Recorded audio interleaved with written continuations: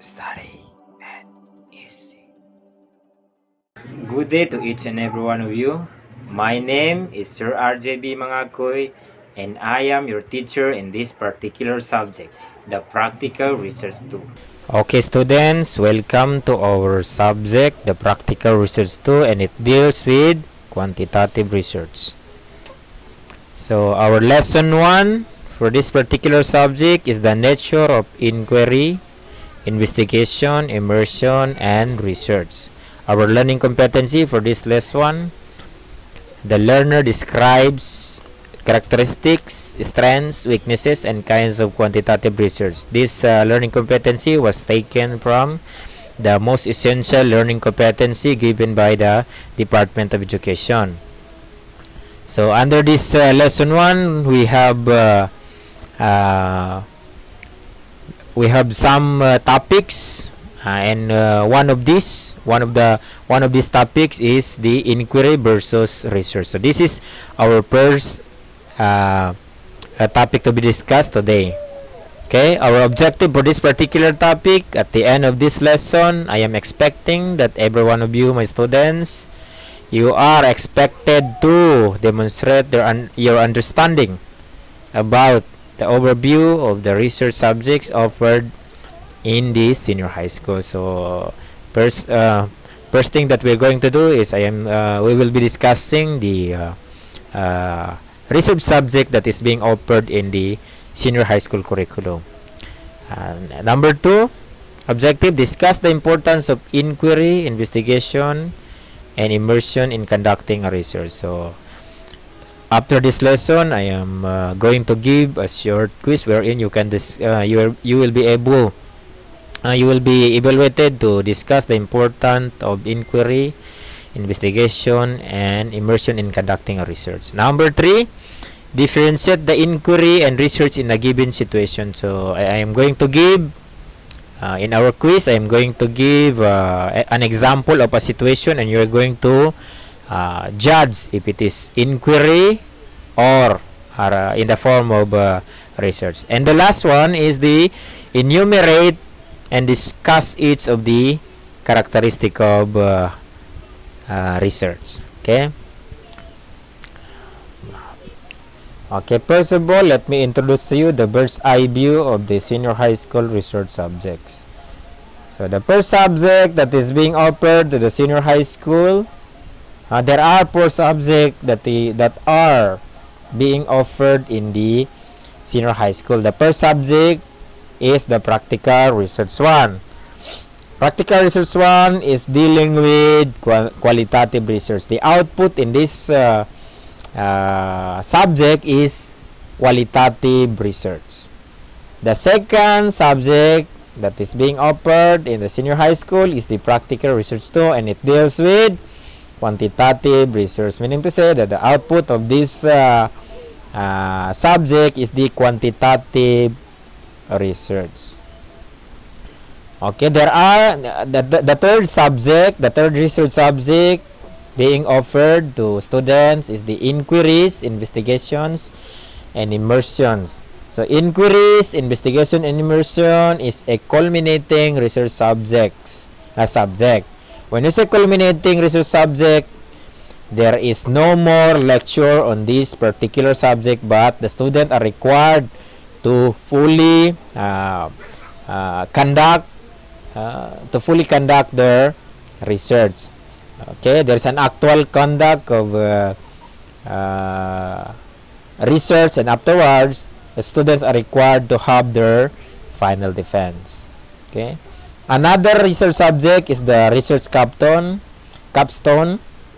There is also a final defense on this particular subject, and there is and this subject has no more lecture.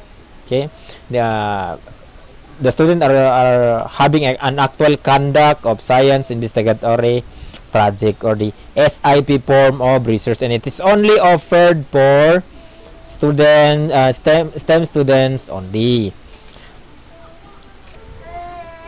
Okay, to have a better understanding about the qualitative research, the difference between the qualitative research and quantitative research, let us have a an example. So, qualitative research is making kwento without kwenta of a certain event or phenomenon. What do we mean by this? The data that is being presented in this particular subject is in the form of verbal only, okay, in the form of text and or language only.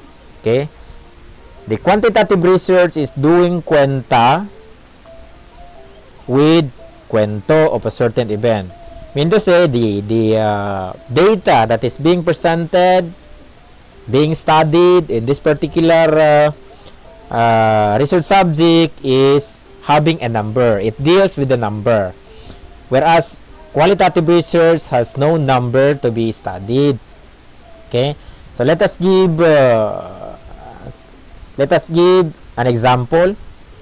Okay, example of data that is being treated in the qualitative research is like this. Teachers were experiencing difficulty in making module for students. So there are no numbers in this kind of data. There is no number in this kind of data. The data is only saying that the teacher were experiencing difficulty in making module for students. In quantitative research, example of data, 90% of teachers were experiencing in making module for students. So, as you can see, there is a number here, the 90%.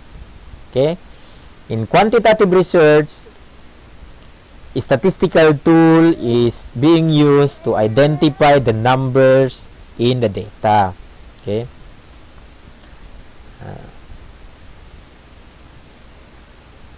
Quantitative research is the result of statistic and language. That is why the quantitative research is doing kwenta with kwento of a certain event, because it is the product of statistic plus language.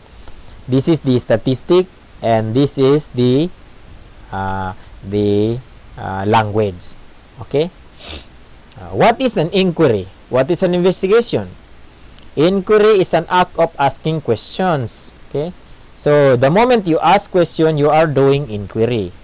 It is a process that has the aim of augmenting knowledge and resolving doubt or solving a problem. The aim only of inquiry is to augment or to give knowledge or to give information, to solve our doubt, no?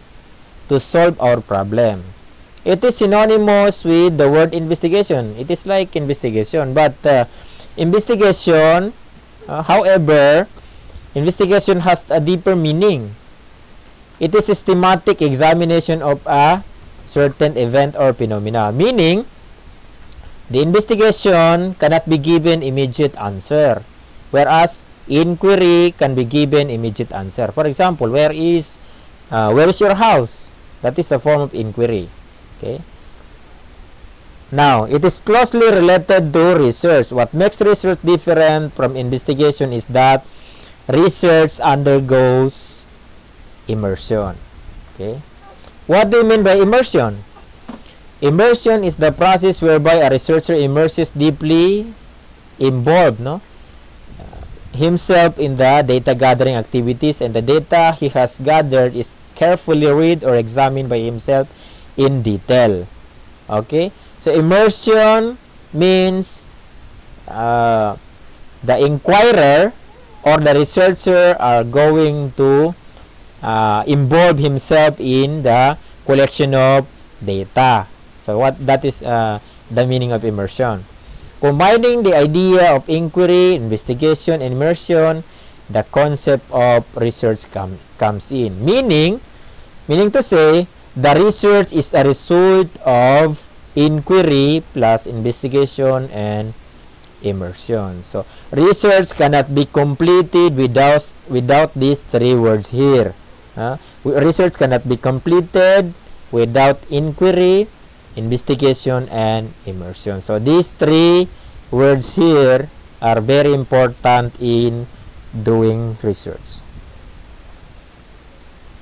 Inquiry versus research.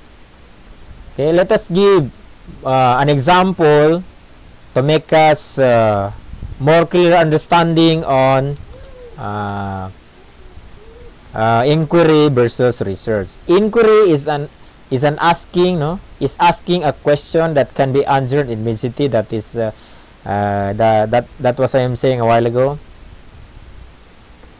Example: how much is the rent of one room of the boarding house? So this kind of question can be given immediate answer. Number 2, where do you live?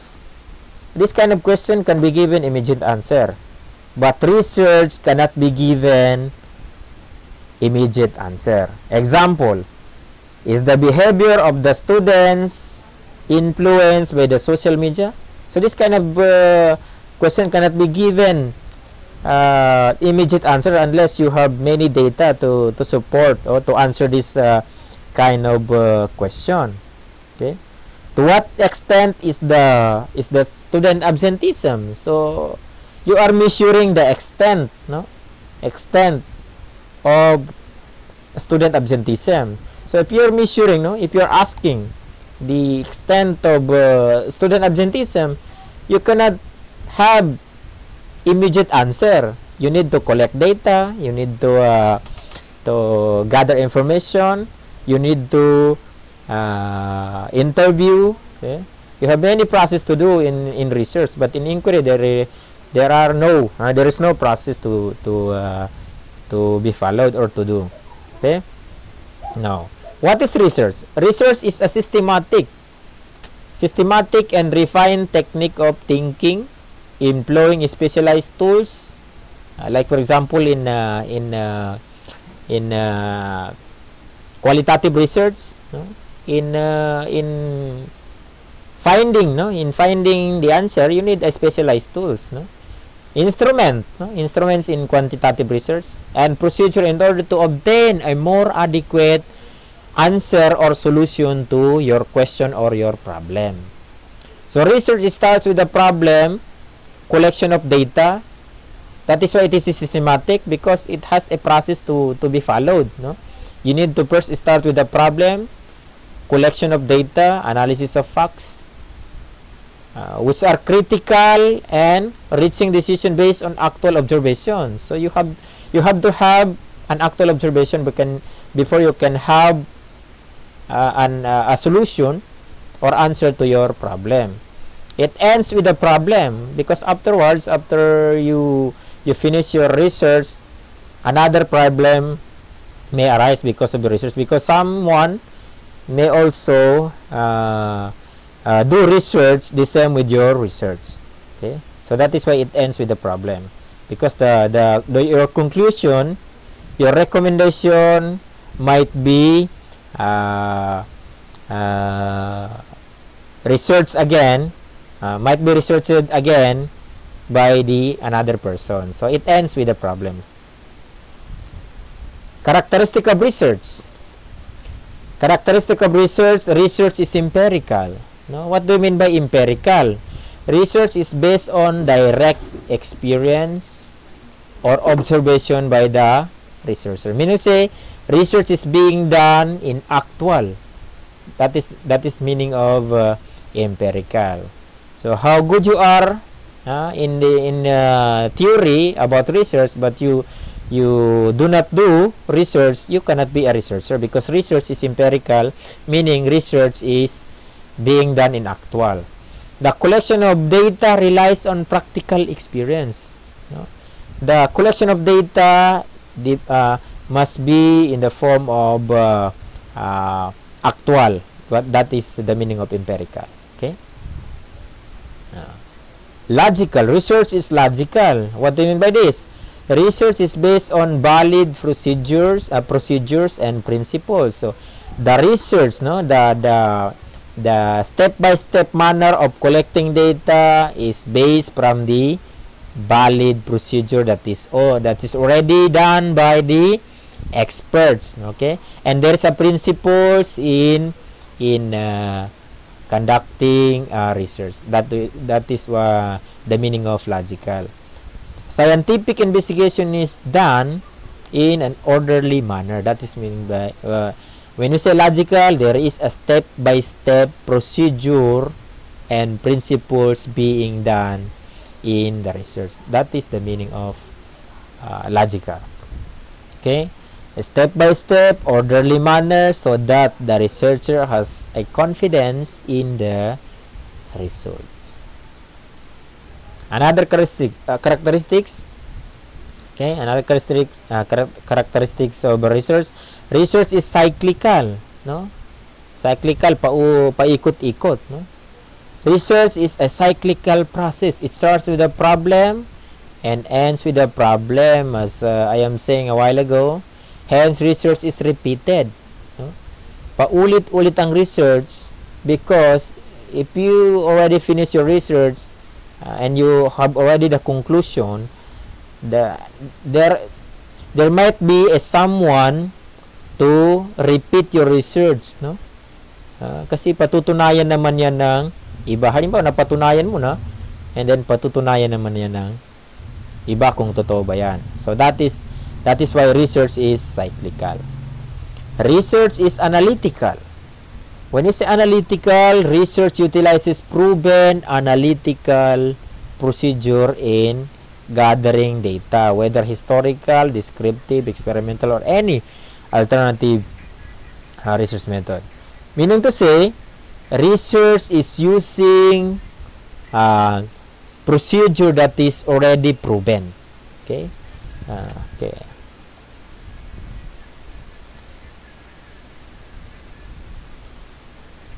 Research is replicable. No? Research can be replicated. The research design and procedure are replicable. No? Research design, for example, you have done a descriptive research, then other can also do descriptive research like yours. No? Research procedure are replicable to enable the researcher to arrive at valid and conclusive research. That is why we have a review of related literature, because research can be replicated as long as you cited. No? You can do the same research as previous, but you need to edit. No? You need to edit your title, no? Or you have to cite. No? If you collected related studies from the previous, same with your current study, you need to cite the author. Okay? You need to cite the author to avoid plagiarism. Okay? The more replicated researches are, the more valid and conclusive the results would be. Meaning to say, the research must be very good if you have many review of related literature that can support your current study. Okay? Research is critical. Research is very critical. Research exhibit careful and precise judgment. You must be so sure in the result of your research. Okay? Okay, hindi pwedeng hindi ka sigurado, no? A researcher must be critical in treating his hypothesis, no? Okay? Very critical in treating your hypothesis. A higher level of confidence must be established at 99%. So you must be so sure. You must be so sure that the result is 99% true. Okay? Or 95 level of confidence. Okay? So that's why research is critical. Okay? Okay, there are 7 steps, no? As a while ago we have discussing that research is logical. It has a step-by-step manner in collecting data, no? Okay, so here is now the 7 steps of the research process. The first step is defining and developing a problem or topic. So when you say defining and developing a problem or topic. This is what we call the working title. So hanggang chapter 1 ito siya. Okay? That is the first thing that a student are going to do is to make their working title. Okay? Gagawa yan sila ng title, SOP, no? Scope and delimitation, yan ang kuwan niya. The second step is finding background information about the chosen problem or review of or topic, that is the review of related literature, and this is the chapter 2. Okay. Step 3, planning a research design sample, and this is specifically the methodology, the chapter 3 of the research output. Okay. Chapter 4. Step 4. Step 4, gathering necessary data using specialized tools, instrument, or the data gathering activities. This is wherein the student are going to make their research instrument. Okay.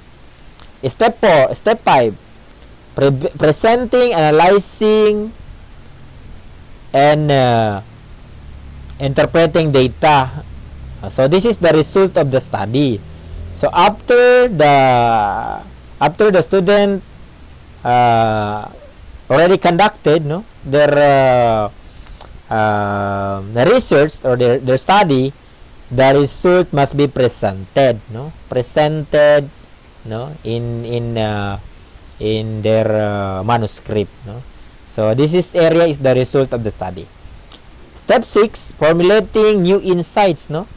Formulating new insight for qualitative or conclusion for the quantitative research. So this is in the if I'm not mistaken, in the chapter 5.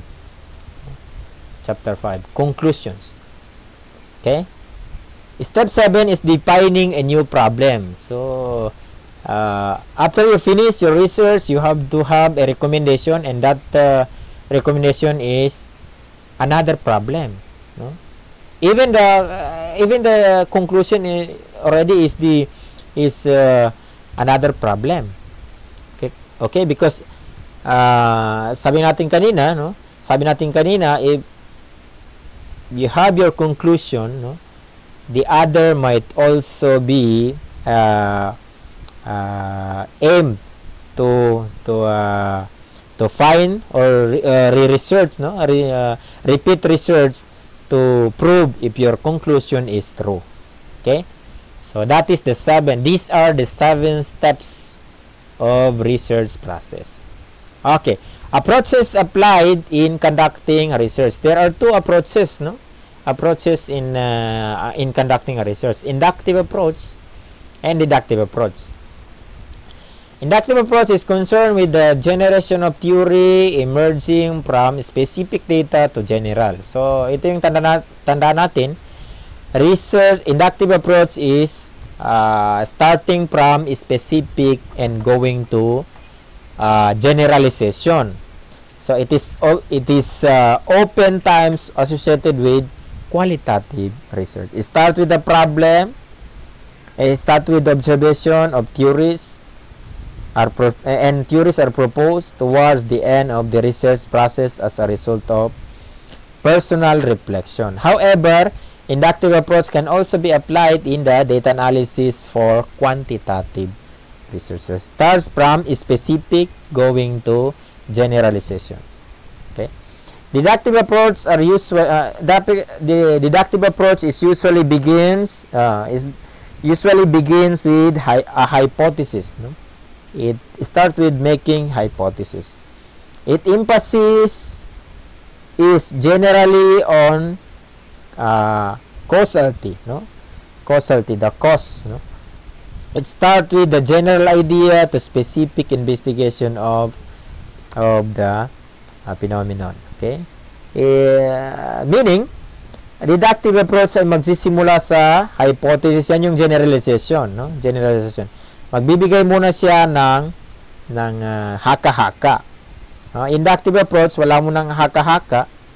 Okay, gagawa siya ng mga statement of the problem bago siya gagawa ng generalization. Okay? It is usually, no, associated with quantitative research. Nevertheless, deductive approach can also be employed in qualitative research. In other words, inductive approach is not mutually exclusive to quantitative research, or deductive approach is not mutually exclusive to quantitative research. Meaning to say, any of the approach, no, whether it is inductive or deductive approach, it can be applicable to any type of research. Okay, it depends upon the researcher. Okay, kung saan siya magsisimula. Okay, okay. If you have further question regarding our topic today, you may send your question to our group chat. I am always online to give immediate feedback on your question. Okay, so I'm going to give a short quiz so that I can assess, I can evaluate if you understand the nature of inquiry versus research. So giving this 10 situation here, you're going to answer this via online. I'm going to send to you the link of this particular exercise. Exercise number 2, answer the following question. Answer this following question. So I have prepared 5 questions which you'll answer it online. So I also give you the link of this particular exercise so that you can answer this following question online. So thank you very much, and God bless you.